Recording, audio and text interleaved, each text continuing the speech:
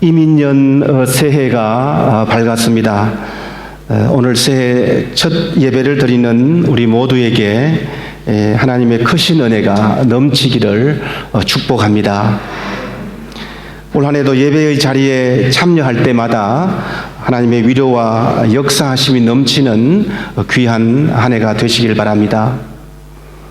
2년 넘게 코로나 때문에 참 우리가 힘들게 지금 살아오고 있습니다.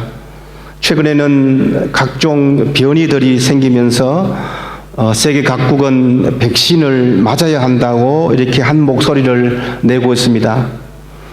지금 현 상황에서는 백신밖에 답이 없다는 것이죠. 그런데 슬로바키아는 이 백신을 좀 잘 맞지 않으려고 하는 것 같아요. 1, 2차 접종 맞은 분들 보니까 겨우 지금 50%, 겨우 50% 이렇게 1, 2차까지 맞았고요. 접종률이 그래도 서유럽에 비해서 많이 이렇게 좀 떨어져 있는 그런 상황에 있습니다. 맞으라 해도 잘 안 맞고 뭐 이렇게 뭐 돈을 준다 뭘 한다 해도 그렇게 잘 안 맞는 것 같아요. 왜 이렇게 접종률이 낮을까요? 전문가들이 분석한 자료에 의하면 한 세 가지를 이렇게 꼽고 있습니다. 첫째는 허위 정보, 가짜 뉴스 때문에 백신 접종을 꺼린다 하는 것입니다. 또 한 가지는 백신을 정치적인 이슈로 이렇게 사용하기 때문에 거기에 참여하거나 또는 의도적으로 맞지 않으려는 그런 사람이 있습니다. 세 번째는 오늘 우리 설교 주제와 연관이 있는데요. 슬로바키아 사람들이 새로운 것에 대해서 두려움이 있다는 거예요.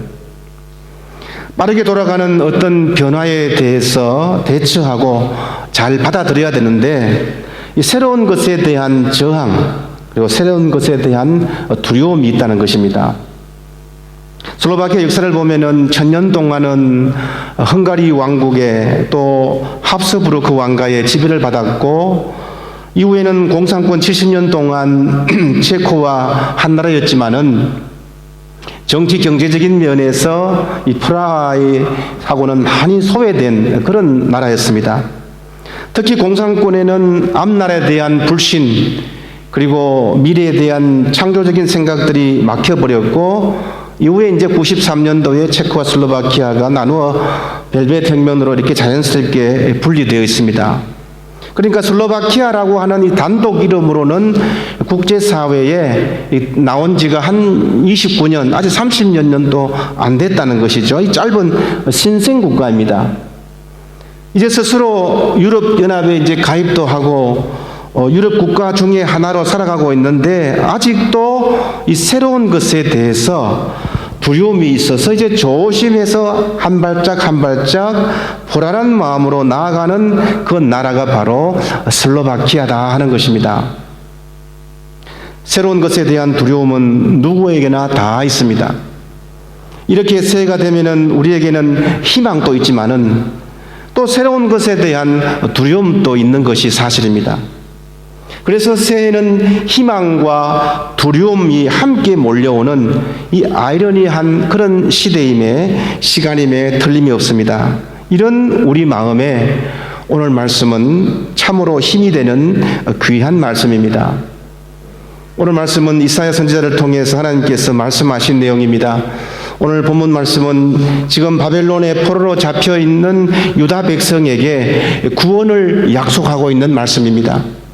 본문이 시작하자마자 어떻게 말씀합니까? 야곱아 너를 창조하신 여호와께서 지금 말씀하시느니라 이스라엘아 너를 지으신 이가 말씀하시느니라 너는 두려워하지 말라. 포로로 잡혀있는 상황에서 전한 그 메시지가 바로 두려워하지 말라입니다.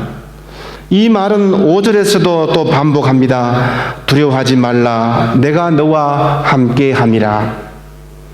남의 땅에서 두렵고 불안한 마음으로 하루하루를 살고 있는 이스라엘 백성에게 두려워하지 말라 하시면서 곧 구원하실 것을 약속합니다. 그런데 여러분 1절 말씀을 한번 다시 보시기 바랍니다. 어떻게 시작한다고요? 야곱아 너를 이렇게 시작하죠. 그런데요 원래 그 히브리어 성경 또 또 다른 번역 성경, 혹시 영어로 가지고 있는 분들은 영어 성경에 보면은 but now 이렇게 돼 있어요. 그러나 이제 뭐 이런 것이죠. 그러니까 앞에 나온 사실과는 지금 반대되는 이야기를 시작하고 있는 것이에요. 앞의 내용이 무엇입니까? 42장 마지막 단락이 18절과 25절 단락인데 그 소단락의 제목을 보시면은 백성들이 깨닫지 못하다, 이 제목입니다. 그러니까 이스라엘 백성들이 하나님의 말씀을 지금 깨닫지 못하고 있다는 것입니다. 아무리 하나님께서 말씀하셔도 하나님의 백성들이 듣지 않는다는 것이죠. 이로 인해서 하나님의 한탄 소리가 들리고 있습니다. 내 백성이 깨닫지 못하는구나. 사실 이사야서 1장부터 이런 하나님의 한탄 소리가 들려요.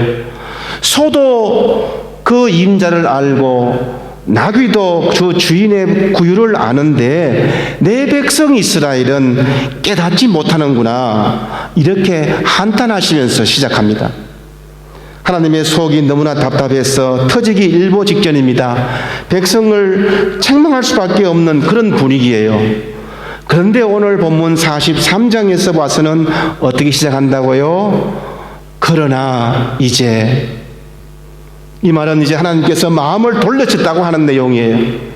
속으로는 책망하고 싶은 마음이 지금 불같이 올라오고 있지만은 그러나 이제라고 하시면서 한탄에서 사랑으로, 책망에서 구원으로 그 하나님의 마음을 돌이키신 것입니다. 그럼에도 불구하고 이제 마음을 돌리겠다는 것입니다. 하나님은 다시 이스라엘을 위로하고 격려해서 새로운 이스라엘로 만드시기를 원하는 거예요. 그래서 어떻게 부르겠습니까? 야곱아, 이스라엘아. 이 말은 하나님께서 당신의 백성들을 아주 다정하게 부르시는 그런 표현입니다. 이스라엘이 그렇게 말을 듣잖아요. 또 허물이 많아도 다시 위로하고 구원의 은총을 베풀어 주기 위한 다정한 부르심입니다. 야곱아, 이스라엘아. 이름을 다정하게 부르고는 무엇이라고 말씀합니까? 너는 두려워하지 말라. 너는 두려워하지 말라. 이 말씀은 이사야서 전체에서 반복됩니다. 지금 유다 백성들이 처해 있는 상황이 두려워할 수밖에 없는 상황이에요. 상황적으로는 다시 회복이 불가능한 상황입니다. 그럼에도 불구하고 하나님은 두려워하지 말라라고 말씀하시는 겁니다. 오늘 말씀의 그 상황이 우리의 현실과 비슷합니다. 저들은 아직도 끝나지 않는 그 코로나의 포로가 되어서 살아가고 있습니다. 새해라고 하지만은 그렇게 많은 밝은 미래만 있지 않습니다. 저희들도 이스라엘 백성과 같이 말씀에 순종하지 못했습니다. 나귀도 주인을 알고 소도 주인의 말을 듣는데 우리는 그렇게 하지 못했습니다. 믿음이 적어서 하나님의 말씀대로 살지 못했고 부족했습니다. 그래서 늘 하나님 앞에 죄송한 마음뿐입니다. 하지만 이런 상황에 처해 있는 저희들에게 두려워하지 말라고 하시는 겁니다. 오늘 2022년 새해를 시작하는 우리 모두에게 하나님께서 주시는 말씀은 두려워하지 말라입니다. 우리 각자의 이름을 부릅니다. 야곱아, 이스라엘아, 이렇게 부르시듯이 아무개 성도야, 아무개 집사야, 우리 학생들, 우리 주일학교 친구들까지 나의 자녀들아, 이렇게 부르시면서 너희는 두려워하지 말라라고 힘을 주시는 겁니다. 새해를 희망과 두려움이라고 하는 이 혼란된 마음으로 시작하는 우리들에게 주시는 하나님의 메시지, 너희는 두려워하지 말라. 어떻게 우리가 두려워하지 않을 수가 있겠습니까? 1절 하반절을 보세요. 내가 너를 구속하였고 내가 너를 지명하여 불렀나니 너는 내 것이라. 하나님께서 우리를 구속하셨기 때문입니다. 이 구속은요, 검찰 구속이 아닙니다. 검찰 구속이 아닙니다. 이 구속이라고 하는 것은 원래 뜻은 이 가까운 친척이 잃어버린 재산을 되갚아주는 것, 이것이 구속이에요. 노예로 있었던 사람에게 돈을 주고 값을 치르고 해방시켜주는 것, 그게 구속입니다. 돈으로 값을 치르고 새로운 삶으로 나아갈 수 있도록 해주는 것, 그것이 구속입니다. 하나님께서 친히 우리의 구속자가 되어 주셨다는 것입니다. 그렇기 때문에 두려워하지 말라는 거예요. 또한 무엇이라고 합니까? 내가 너를 지명하여 불렀나니 너는 내 것이라. 지명하여 불렀다라고 하는 것은 우리의 이름을 딱 불러서 우리를 택해 주셨다는 거예요. 바로 너야. 그래서 너는 내 것이야. 내가 너를 샀으니 너는 내 것이야. 걱정하지 마. 두려워하지 마. 이렇게 우리의 구원자가 되어 주셨습니다. 우리를 구속하여서 새로운 이스라엘로, 그리고 새로운 사람으로 만드시기 위함입니다. 우리 각자를 구속하신 하나님, 우리 각자를 부르신 하나님이십니다. 내가 너를 이름으로 불렀으니 너는 내 것이라. 마치 부모가 내 아들 누구야, 내 딸 누구야 라고 부르는 것 같습니다. 인간 관계에서 가장 가까운 관계가 가족 관계 아닙니까? 하나님과 우리 사이를 부모와 자녀 사이로 비유합니다. 이 말은 하나님께서는 우리와 가장 가까이 계시고 있다는 것을 말씀하고 있는 거예요. 2절 말씀을 보세요. 내가 물 가운데 지날 때에 내가 너와 함께 할 것이라. 강을 건널 때에 물이 너를 침몰하지 못할 것이며 내가 불 가운데 지날 때도 타지도 아니할 것이요 불꽃이 너를 사르지도 못하리니 라고 말씀합니다. 배신한 이스라엘 백성들을 향한 부모와 같은 사랑이에요. 더 이상 기다리지 않고 그저 행동에 옮겨버리고 맙니다. 비록 영적인 소경이요 벽창호 같지만은 이스라엘을 다시 새롭게 창조하기 위해서 그 고집센 이스라엘을 향해서 어디든지 동행해 주고 맙니다. 물과 불은 홍해와 사막의 태양을 상징합니다. 이집트 노예에서 해방시킬 때에 홍해의 바다를 걸어 나왔습니다. 그리고 광야 사막에서 불기둥으로 인도하여 주셨습니다. 또한 물과 불이라고 하는 것은 우리 인생에 있어서 가장 위험한 요소들이에요. 어제도 보니까요, 새해 첫날인데도 불이 났다는 뉴스가 많이 나왔어요. 물에 빠져서 수많은 목숨을 희생한 그 안타까운 일들을 우리가 잊을 수가 없습니다. 새해가 되면은 어떤 일이 우리에게 일어날지 아무도 모릅니다. 새해가 되면은 기대가 되면서도 불구하고 불안과 두려움이 있는 거예요. 어려움에 물을 만나기도 하고 고통에 불을 만나기도 합니다. 하지만 오늘 말씀에서 그 상황에서도 하나님께서 어떻게 하신다고 약속하십니까? 물과 불을 없애는 것이 아니고 우리가 그 물 가운데로 지날 때에 함께 하시겠다라고 말씀합니다. 고통의 불을 없애는 것이 아니라 그 고통의 불을 만날 때에 불꽃이 우리를 사라지지 못하도록 보호해 주시겠다라고 말씀하시는 거예요. 우리는 인생의 산전수전을 다 겪을 수밖에 없습니다. 예수 믿는다고 세상 사람들이 겪는 보편적 진리, 보편적 원리에서 제외되지는 않습니다.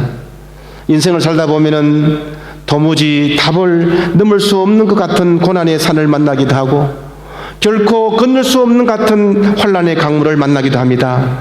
그러나 지난 세월을 한번 우리가 다시 보면은 하나님께서 그 산을 넘게 해주셨고 그 강을 건너게 해주셨다는 것을 우리가 인정하지 않을 수가 없다는 것입니다. 강물을 만나면 업어서 건너게 해주시고 그리고 불바다를 막아주시고 불꽃에 사르지 않기 위해서 해주셨다는 것을 우리가 고백하지 않을 수가 없습니다. 필요하면요, 심지어 다른 열방들을 희생시키면서도 하나님은 당신의 백성을 구원하십니다. 3절 하반절을 보세요. 나는 주 너의 하나님이시다. 이스라엘의 거룩한 하나님이다. 너의 구원자다. 내가 이집트를 속량물로 내어주어 너를 구속하겠고 너를 구속하려고 너 때문에 에디오피아와 스바를 내주겠다라고 말씀합니다. 우리를 도와주시겠다는 약속입니다. 이집트도 에디오피아도 무엇이라도 우리의 안전을 위해서라면은 그것도 아끼지 않고 교환하겠다는 것이에요.